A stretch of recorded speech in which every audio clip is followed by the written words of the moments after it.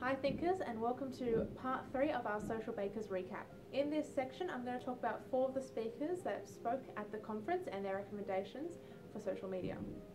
Firstly, I'm going to talk about Mike Kimbolton from Telstra. He asked the audience a question that not many would consider. That was, does your company want to A, entertain, or B, educate?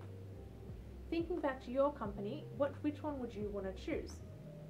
You can either take the path of entertainment, which is enjoyment posts, funny laughs and memes, or you take the education road where you're providing good content, good quality content, which is going to educate your audience. Following on from Mike, when he presented, was Amy Weller from Fun Digital. She had a similar theory to Mike in that the social media process is like a journey, and it's all about storytelling and what story you want to tell to your audience or your customers. She broke this down into the 3 A's. The first one was always on, activation, and amplification. So firstly, with always on, you want to think about the business priorities. So what are people going to do with your company? You then want to think of your brand priorities. So what do people feel or think when they think of your brand? Lastly, you want to think about communication and how your clients and other businesses are thinking about you.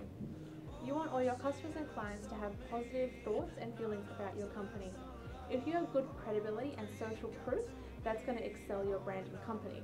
Moving to the second A, which is activation, this is where your company comes into always having competitions or being engaged with your audience.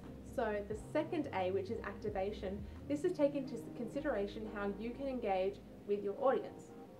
So how are you actively going to get them involved? Are you going to put up a picture and ask them to put a quote on the picture, or are you going to have a call to action status? Are you going to ask them a questionnaire? You need to constantly think of these ideas. Another fantastic one is having Facebook competitions, and that can be linked with Twitter or Instagram or LinkedIn. This way you're creating a larger fan base while still keeping them engaged. The third A is amplify. So how are you going to get your message across? How are you going to spread this goodness? And obviously that's going to be through your various social media tunnels. So keeping these all in tune, having them all succinct, will make sure you have a great way of spreading your message. The third speaker was Helen Crossley from Facebook. She gave us great key and simple ideas on how you can affect and improve your return on investment. The first idea, she said, was doing paired testing.